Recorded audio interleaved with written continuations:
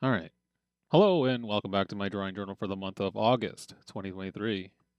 As always, my name is Freddie, and this journal will cover weeks 31 to 35. It was another long month, so there's a bit more to go over. We'll go ahead and start with week 31, Pirate Flame.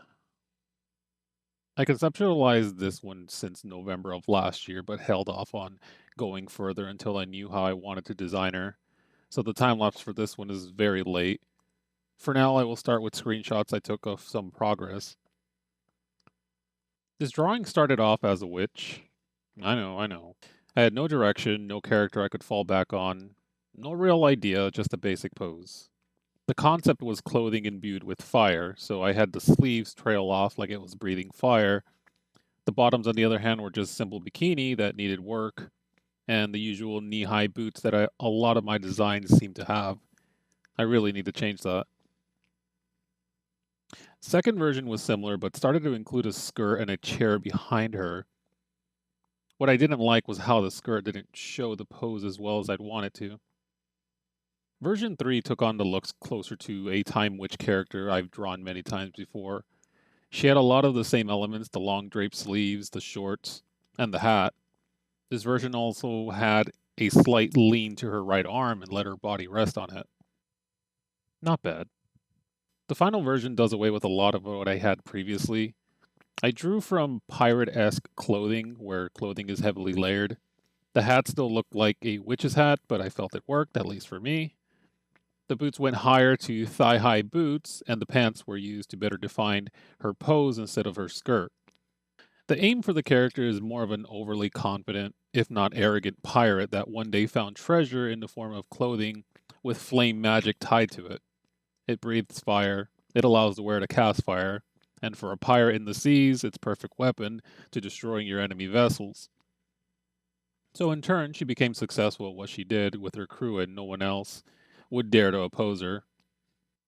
As for the process, this drawing had already started using the G pen for the lines. I've been using other brushes for lines lately, so going back took some getting used to again.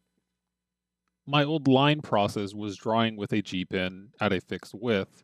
Clip Studio lets you readjust line width when you use a vector layer with a G pen. For the coloring, the goal was to use as few layers as possible. I try to limit myself to 2 to 3 layers max per section to gain a bit more confidence in my coloring. It actually worked out quite well. I've had a habit of creating a layer for every little detail in drawing and have been wanting to not only speed up my process, but also to reduce the bloat of my file sizes.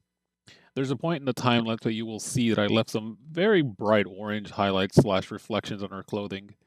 For a while, I considered leaving it that way because it looked good to me. And then I came back to it with fresh eyes and it looked too distracting. I ended up scrapping it for something a bit more subtle, so remember to always take breaks. Having started this 10 months ago and picking up the drawing about halfway through allowed me to appreciate what I've been learning the last year alone to finish this project. I did like the way it turned out. Week 32, Street Racer Tomoe. I've talked about Gunner Bunny when I showed Tabitha, Rumiko, and Rin, so let me introduce to you to Tomoe, the last member of Gunner Bunny. Tomoe isn't too fleshed out, but I do know she is a strong silent type. She's quiet, listens to her friends, dependable, and loyal to the end. Because she doesn't say a lot to everyone else in her class, she's seen as cold, but if anything, she's very sweet and considerate, and likes the very same things others in her age group. She's also very protective of Rin, mostly because Rin is a lot smaller than she is. She's an athlete and fell in love with high speed skating, so much so that you can see her ripping through the busy streets at night. That is what this drawing is about. The tricky part of this drawing I found was the lighting changes. This was a night scene with a lot of bright lights around her, so tones had to be drastically adjusted to fit that. I feel like I did an okay job. I wasn't really planning out where in the scene the lights were, so I did my best to show enough and sell the effect. But just like Pirate Flame, There were some decisions with her hair that I changed because they looked okay to me at one point, but coming back to it made me see how bad it made the overall image feel. I do love bright colors and bright highlights, but sometimes you really need to pull it back so it doesn't become the focus of the drawing. And if I didn't want it to be the focus, I felt that I would need to make the rest of the image just as busy. I didn't want that. Overall, I consider this one the weakest of the bunch for August, but it's still good enough for me to like it. The next project with Gunner Bunny will most likely be a group drawing. Week 33, Real Model 003. For this week, I wanted to do something that was out of my norm. I had a concept of a martial arts girl in mid pose, I just didn't know how to dress her up. I tried a skirt, and it looked horrendous. Going back to my previous weeks, I know I've been wanting to do more like what Cyber Marley was, and so I went with a robot design. While I sketched, I felt I needed a character background for her, so I made up a story. Story goes, a huge company known as Real makes robot people such as this one. They're themed, specialized, and they function based on their model and are life-sized. Similar to action figures, I suppose, only bigger. They're purchasable to use as their model is designed for, as well as normal tasks. This one is a fighter model, mostly used as security and patrolling if needed. I kept going around asking my friends as I drew this, where do your eyes go when you see this? Don't lie, your eyes do too. Once the design was finished, the coloring needed to be something different. I went with something like a futuristic slash dystopian other planet setting. It's dark, it's different, and there's flying cars going about the city. The background wasn't anything special, so much so that I just went with a simplified city. I didn't want her blending in too much. The lighting, like the previous week, was the challenge. Thinking what the base color I wanted to use initially changed to a different hue of color to reflect the lighting that's around the setting proved to be an exercise for color choice. On the flip side, I'd still like to see what this would look like in a normal palette, but that's for another time. Overall, I really liked how this turned out and hope to do more models in the future.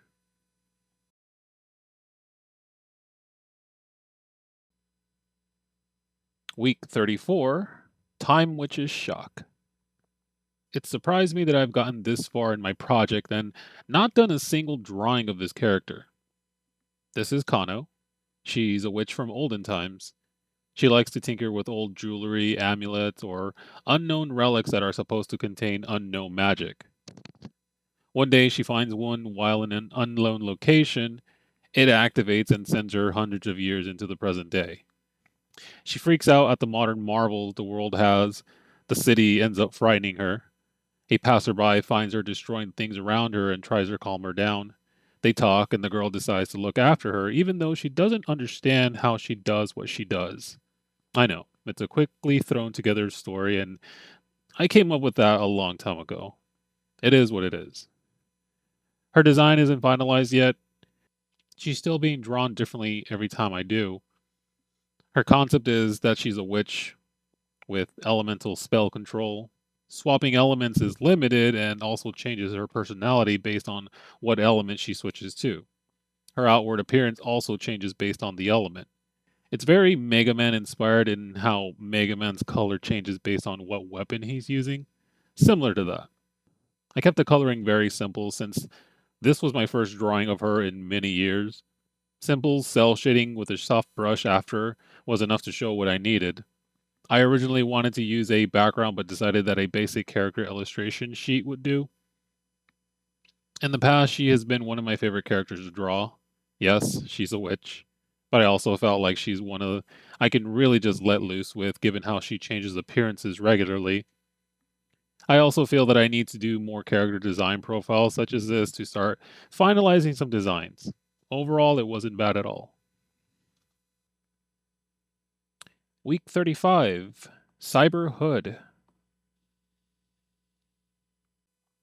One of the things I enjoy seeing from other artists is looking at their interpretations of old fairy tales. Cinderella, Snow White, Sleeping Beauty, all tales we've heard or seen growing up. Most people grew up with Disney's versions, others branched off into the darker Grimm's tales. And then you have the artist takes, such as Cinderella with armor and a sword, Gothic Snow White, or Undead Sleeping Beauty. The artist that did the last one also did an Undead series of all the Disney princesses. Definitely go check that out. I decided to take on Little Red Riding Hood, the story of a girl who goes to her grandma's house and meets a cunning wolf along the way. The wolf ends up eating both Grandma and Little Red and then somehow lives later after the huntsman cuts the wolf open. And then they had cake. We've heard different versions of it growing up. My take on this is Little Redcap is barely human. She's naive, but only because she's a machine. I wanted to depict her sitting down running maintenance on herself after getting into it with the wolf at Grandma's. But as you can tell, she made it out with merely some scratches. I kept close with the theme Week 33 had, wanting to make something mechanical but also human-like. Drawing her was fun. I try to mix an innocent pose with the sinister glare. Her right arm is supposed to be stuffed between her legs, hiding it, but looking back, I wonder if it translates well enough. From the start, I wanted to do something closer to cell shading than soft shading, like the time which I kept the coloring simple, only now with thinner lines. It's a much faster way to color, in my opinion, that doesn't emphasize on flashy effects. The background was a standard scene in the woods. I did my best to select colors that would go well with her, but also not make her blend in. From start to finish, this one quickly became one of my favorites to work on. Maybe I'll do a fairy tale series after all.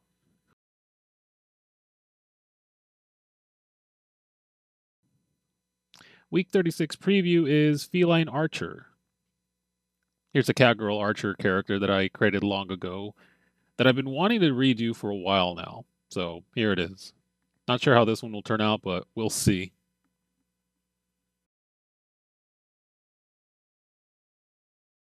This month was very busy, but it was also the first month that I had all of my concepts done ahead of time. In fact, I had all the weeks of the month sketched out within the first week. Even though some weeks' colorings bled into the next, as mentioned earlier, it let me give myself time to breathe and not just call something done for the sake of having something done. Outside of the normal day, this month was busy. Baldur's Gate 3 released and it has burned so much time. On my solo campaign, I play a Mephistopheles tiefling sorcerer named Karis. He got lobotomized by Volo. In our multiplayer campaign, I play a half-orc life cleric named Malagark, or Gark for short, or as of late, the Gark. He is an inspired up-and-coming performer but fell back to being a cleric after his career never took off. He ran into a gnome who told him he could show him a trick that will impress the world. It involved swallowing coins. Gark never took into account that this gnome's skin was blue, so after practicing, his skin also turned blue. Now, he's mad at the world, grumpy that he's still just a cleric, but performs every now and then to everyone's dismay. He too got lobotomized by Volo. And then Sea of Stars released recently, a game inspired by the games such as Chrono Trigger and elements from games like Mario RPG. A change of pace from Baldur's Gate and incredibly fun. Give that a shot if you haven't already. This month felt a bit fragmented, but in a good way. I gave myself more breathing room to be able to look at something again after a day or two to revisit the choices I made and to correct them if needed. It's given me more insight on what mistakes I feel I'm making for myself. So far, a lot of it is going over the top with ideas and not executing as well as I'd like. Rather, things such as highlights, backgrounds, and or effects are my current problem areas. Sometimes they blend too much together or take focus away from the subject. I'm working on it bit by bit, but I'm also liking that I'm still learning. Looking back to one of my previous drawings, The Appearance of Death is a good example of that. While I feel the subject and the details were there, both the background and the effects used make the overall image feel messy. You can barely even tell there's a city below because of all that's going on, and things like the green glow are overdone. One of my gripes for the last couple of months has been that my designs are lacking. I've been relying a lot on my older designs and not putting in time to redesign characters again, as I've previously said I would. For the month of August, I try to put more effort into adding layers of personality than just dressing them in the same skirt, knee-high boot, vest combo that a lot of my old characters would have. I'm working to think outside of my own comfort zone and hope to do more of that. Again, this is a reminder for you to always just do your best. That's all anyone could ever ask of you. If you found anything that you liked that may have inspired you to get back into drawing, let me know in the comments. Thanks for watching.